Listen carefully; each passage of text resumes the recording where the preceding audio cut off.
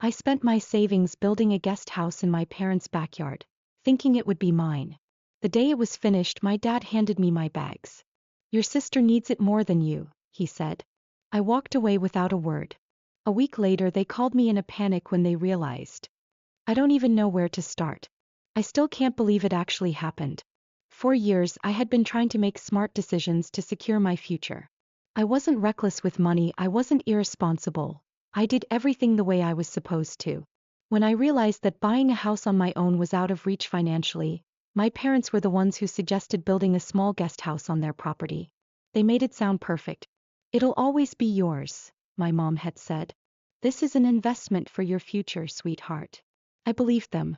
I used every spare dollar I had. Every bit of my time, every weekend, every day off. I worked with the contractors, made sure everything was done right.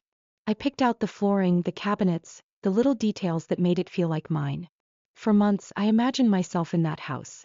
It wasn't just some extra space, it was my home. My safe place. And then, the day it was finally finished, when I was supposed to move in, my dad casually handed me my bags and said the words that still make my stomach turn. Your sister needs it more than you. Just like that. Like I was nothing. I think the worst part was how casual they were about it. There was no apology. No hesitation. They had already made their decision long before they told me. I just stood there staring at him, waiting for him to laugh. To tell me he was joking. He wasn't. I turned to my mom, expecting some kind of guilt, some kind of hesitation on her face. But she just sighed and smiled like this was all completely reasonable. You're young, Emily. You don't have a husband, no kids, you'll figure something out. But your sister? This will help her start her life. I felt my stomach drop. You told me this was my house, I said, my voice shaking. Mom sighed like I was being dramatic. It's still part of the family, sweetie. And family helps family. I looked at my sister standing there, not even pretending to feel bad. I mean, it's not like you need it, Em, she said with a shrug. And it's not like you were paying rent or anything. I almost laughed. Not because it was funny, but because of how insane it was. I paid for the whole thing. The construction, the materials, the labor, the appliances, everything. Every cent was mine. And now they were acting like I was the selfish one for wanting to live in the house I had built? I wanted to scream. I wanted to fight, to demand what was mine. But then I looked at them. And I knew it wouldn't change anything. They had already made up their minds. They had never planned for me to live there. They just wanted me to build it. I don't even remember packing my bags. I just remember walking away, leaving behind the house I built with my own hands. I didn't argue. I didn't yell. I just left. And I think that confused them more than anything. Maybe they expected me to beg. To try to negotiate. To fight for something that was already mine. But I was too tired. So I walked out. And that's when the real silence started. At first they didn't call. Didn't check in. I think they assumed I'd come crawling back. Maybe they thought I'd change my mind and offer to just share the guest house with my sister. I didn't. Instead, I cut off contact. Not in an official, dramatic way. I just stopped being available. And I waited. Because deep down I knew something they didn't. I knew they had cut corners. I had been so careful choosing contractors, making sure everything was done right. But at the very end of the process, my dad decided to save money by hiring his own guy to finish up some of the final details. Things like the plumbing, the electrical, the last coat of paint. I told him it was a mistake. I told him to let the professionals finish. But he laughed. Emily, you worry too much. My guy knows what he's doing. Besides, why waste more money? I let it go. After all, I was the one who was going to be living there. Something went wrong, I'd deal with it. But now it was my sister's problem. A week later the calls started. First my mom. I let it go to voicemail. Then my sister. I ignored her. Then my dad. By the time I checked my phone I had 6 missed calls. I finally listened to the voicemail from my mom. Her voice was strained, irritated. Not apologetic. Emily. I don't know if you did something or if you knew something, but the guest house has a major issue. The plumbing is leaking into the walls, the electrician must have messed something up because the power keeps going out, and there's a terrible smell coming from somewhere inside. Your sister can't even move in yet. We need to talk. I played it twice. Then I laughed. Not because I did anything. Not because I planned it. But because they did this to themselves. The moment I left, they realized how much they needed me. And I wasn't coming back. I ignored my mother's voicemail. Not out of pettiness. Not because I wanted revenge. But because for the first time in my life, it wasn't my problem. I didn't do anything to that house. I hadn't sabotaged it, hadn't left anything unfinished. The only thing I had done was walk away. And now, a week later, it was already falling apart. I sat with my phone in my lap, staring at the missed calls. I knew I should have felt something, satisfaction, anger, relief, but mostly I just felt empty. Because this wasn't just about the house. It wasn't about the money I had spent or the time I had wasted. It was about everything that led up to that moment. Because deep down I had always known. My family had never treated me the same way they treated my sister. But I had convinced myself that if I worked hard enough, if I was useful enough, if I was good enough, they would see me as just as important. I had spent my entire life trying to prove myself to people who would never choose me. And this was just the final proof. Because I had literally built a home for myself in their world, and the moment it was finished they had kicked me out like I was nothing. I turned off my phone and let myself remember. It started when we were kids. My sister Lisa was the baby. She could do no wrong. If we got into an argument, it was always my fault. If something broke in the house, Lisa could lie straight to my parents' faces, and they would still find a way to blame me. She's younger than you, Emily. You need to set an example. You're just being difficult. I learned young that Lisa didn't have to take responsibility for anything. Because I would always be expected to pick up the pieces. I can't even count the number of times she lost something important. Her phone, her wallet, even her passport once. And somehow I was the one sent to help fix it. But the worst part? She was never grateful. Not once. Not when I covered for her when she skipped class. Not when I gave her money when she blew through her allowance. Not when she crashed my car and lied to my parents that it was my fault. And my parents? They never cared about fairness. They cared about keeping Lisa happy. I still remember the day I realized just how deep that went. It was the summer before college. I had been saving every penny I made from my part-time job, planning to buy a used car so I wouldn't have to rely on rides. My parents had promised to match whatever I saved, so I worked all summer, barely spending anything. Then 2 weeks before I was supposed to buy the car, Lisa wrecked hers. Not a minor accident. A complete write-off. The next day I came home to find out my parents had given her all of my savings to buy a new car. Lisa needs it more, my mom had said when I confronted her. You're leaving for college soon.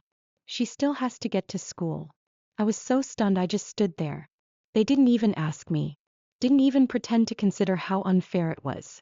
And when I told them I was upset, they acted like I was selfish for even bringing it up.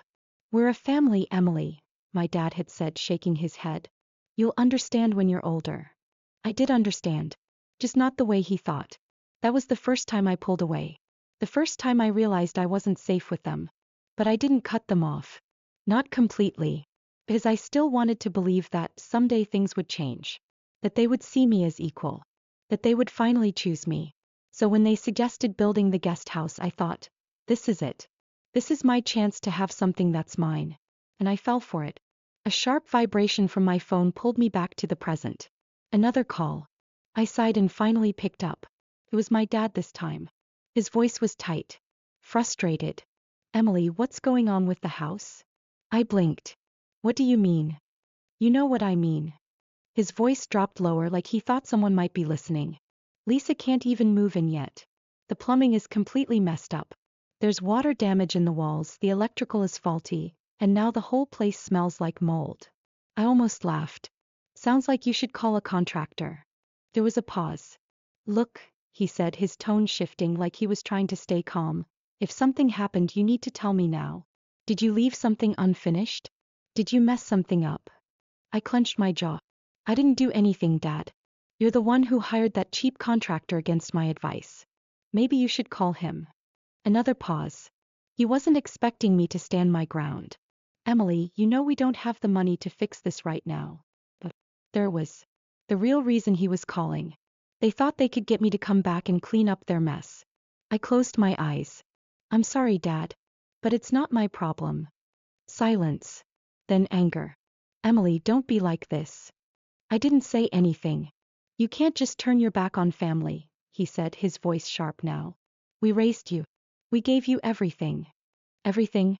I exhaled slowly, gripping the phone tighter. No, Dad. I gave you everything. And I'm done. I hung up. For the next few days the calls kept coming. My mom, my dad, even Lisa. Some were angry, demanding. Others were manipulative, pretending to be worried about me. I ignored them all. But then something shifted. I started getting messages from other family members. At first, just a few cousins asking if I was okay. Then an aunt. Then an uncle. Then finally my grandmother. Emily, sweetheart. Your mom says you abandoned them and left the house unfinished. What's going on? I closed my eyes. They were trying to turn the family against me. They weren't just upset about the house. They were humiliated. Because now they had to tell people that the home they took from me was falling apart. And they needed someone to blame. I felt the anger rise in my chest, but I forced myself to stay calm. They wanted me to react. They wanted me to come back and fix things. But I wasn't going to. Because the truth was finally starting to spread. And for once, I wasn't the one losing. I didn't respond to my grandmother's message right away. I knew exactly what was happening. My parents were spinning the story before I could. They weren't just calling me anymore. They were calling everyone else, making sure their version of events got out first. I could already imagine how they framed it. Emily abandoned us after we let her live here for free. She stormed off over nothing and left the house unfinished. We always did everything for her, and this is how she repays us. It didn't matter that I had paid for everything, that I had spent months building that house with my own money and effort. In their version of events, I was ungrateful and selfish. And I had no doubt that some people would believe them. That was how it always went. They had been doing it my whole life, repainting reality until it fit the story they wanted to tell. I wasn't about to play their game. So I waited. I let the phone calls go unanswered. I ignored the text. I watched as the missed calls piled up. And then after a few days something changed. The messages from extended family stopped asking if I was okay, and started sounding different. More skeptical. More curious. Something was shifting. And I had a feeling I knew why. Because my parents weren't just losing control of me anymore. They were losing control of the house. The house they stole. It started with a message from my aunt. Emily, honey, I heard the guest house is unlivable? That the mold is spreading? What's going on? I stared at the text, heartbeat slowing. Mold? That wasn't something my parents had mentioned in their voicemail. They had complained about the plumbing, the electrical issues. But not mold. And if it was spreading, that meant it wasn't just a minor issue. It was bad. A second message popped up, this time from my cousin. Hey, random question. Do your parents really not have the money to fix the guest house? I heard Lisa's fiancé is pissed because they expected to move in by now. I swallowed hard. I had a feeling my parents were in trouble. They had assumed I would come back to fix everything. That I would feel guilty or desperate enough to be accepted again, that I'd just do what they wanted. But I didn't. No. Now they were stuck with a completely unlivable house that was falling apart faster than they could cover it up. And the best part? They had promised it to Lisa and her fiancé. Which meant that, for the first time, my sister was turning against them too. I knew it was only a matter of time before Lisa called. And when she did, she didn't even try to hide her frustration. Emily, what the hell is wrong with that house? She snapped the moment I picked up. I almost laughed. Why are you asking me? I said calmly. Because, she huffed, Dad said you handled everything. That you worked with the contractors, that you made sure everything was done right. I did. I cut in. Right up until Dad decided to cut corners and hire his own guy to finish things off. Maybe you should ask him. Silence. Then, more hesitantly, he said it's your fault the permits aren't going through. I raised an eyebrow. What permits? Lisa let out a frustrated breath. The ones for the plumbing and electricity. They said you didn't file the final paperwork and now the city won't approve occupancy. I blinked. Then I actually laughed. Because that was when I realized, my parents had played themselves. They had always assumed I would be living there. That I would be the one dealing with city inspections, handling the last few approvals. But the second they kicked me out, they had also kicked out the only person who knew how to finish the job legally. And now the city wasn't letting them move anyone in. That's not my problem, Lisa, I said, voice calm. She let out a sharp laugh, but there was no humor in it. You think you're so smug, don't you? No, I said honestly. I just think you and Dad should have thought things through before stealing my house. Oh my God, Emily, stop being so dramatic, she snapped. You weren't even paying rent. Lisa, I paid for the entire house. Silence. A long, painful silence. I could almost hear the gears turning in her head, the realization sinking in. She knew I was right. She knew that if the roles were reversed, if she had built something with her own money only to have it taken away, she would have lost her mind. But she couldn't admit that. So instead she did what she always did. She lashed out. Well, Mom and Dad are telling everyone that you abandoned them, she said coldly. That you left a mess behind. You should probably know that people are talking. I didn't react. She was trying to scare me. Trying to guilt me into coming back and cleaning up their mess. Then let them talk, I said simply. Lisa let out a breath, frustrated. God, you're so selfish. Goodbye, Lisa. And I hung up. I sat there staring at my phone, feeling something strange. Peace. Because I knew what was coming next. The more my parents lied, the more people would start asking questions. And they wouldn't like the answers. They had spent years painting me as the responsible one. The one who handled things, helped out, kept the family running. Now they were suddenly trying to make me the villain. And people were going to notice the inconsistencies. I wasn't going to fight them. I wasn't going to explain myself. I didn't need to. Because the truth always comes out. And for once, I wasn't the one who had anything to lose. I didn't hear from Lisa after that call. Not for a few days at least. But I knew that didn't mean things had settled down. If anything, it meant things were getting worse. My parents and sister weren't the type to accept consequences quietly. If Lisa had gone silent, it was only because she was scrambling behind the scenes, trying to find a way to fix things without admitting they messed up. I wasn't going to give them the satisfaction of reaching out first. And then, just as I expected, the calls started again. First from a random uncle I barely spoke to. Then from an older cousin who lived out of state. Then finally from my grandmother. That's when I knew things had escalated. Because my grandmother was the last person my parents would have wanted involved. She wasn't the type to blindly take their side. She was sharp, no nonsense, and didn't fall for guilt trips. If she was calling me, it meant she had heard the whole story, or at least their version of it. I picked up. Emily, sweetheart, she said, her voice warm but firm. I just had a very interesting conversation with your mother. I smiled to myself. Let me guess, I said. She told you I abandoned them and left a disaster behind? Something like that, my grandmother said. I could hear the skepticism in her tone. But I've known you a long time and that didn't sound quite right to me. I exhaled slowly. What did she say? That you stormed off over a silly misunderstanding, left the guest house unfinished, and now your poor sister and her fiancé have nowhere to live. And of course she and your father are heartbroken that you've turned your back on the family. I let out a short laugh. Did she mention that I paid for the entire house? There was a pause. Then dryly, no, I don't believe she did. Of course she didn't. So what really happened? My grandmother asked. And for the first time I told someone the full truth. I told her how my parents had encouraged me to build the guest house, promising it would be mine. How I had used my own savings and spent months managing the construction, picking out materials, making sure everything was perfect. And then, the moment it was finished, they gave it away to Lisa. My grandmother didn't interrupt me once. She just listened. And when I was done, she let out a slow, measured breath. That's low, she finally said. Yeah, I muttered. And let me guess, she continued. They expected you to come crawling back the moment things started falling apart? Bingo. There was a pause. Then she said something I wasn't expecting. You should come to Sunday dinner. I blinked. What? Everyone's going to be there, she said, a hint of amusement in her voice.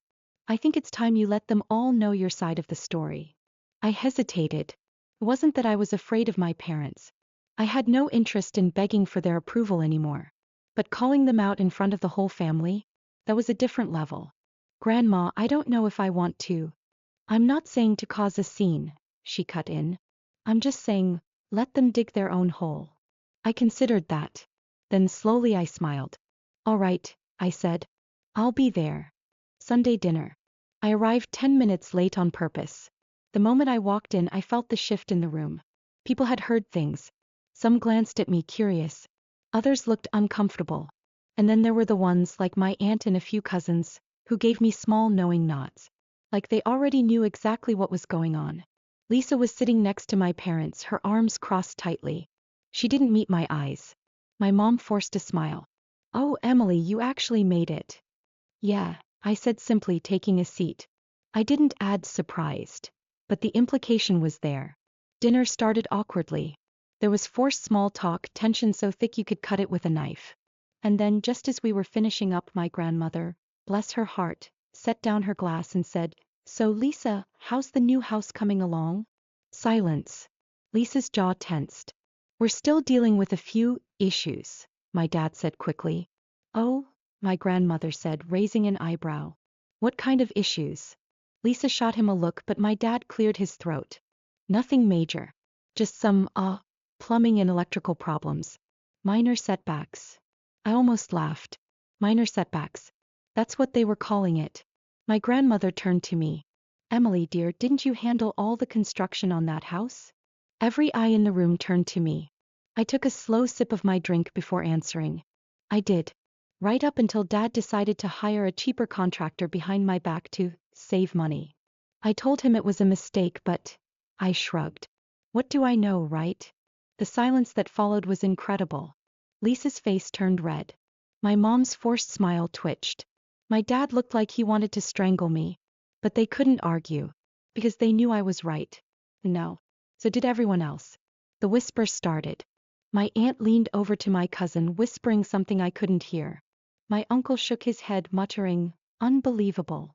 And that was it. That was the moment my parents lost control of the story. Because now everyone knew. No matter how many excuses they made, how much they tried to twist things, the damage was already done. I left dinner feeling lighter than I had in months. I hadn't yelled. I hadn't gotten into an argument. I had simply let the truth speak for itself. And that was enough. My parents didn't call me after that. Neither did Lisa. The damage was done. And for the first time in my life, I didn't feel like I had lost.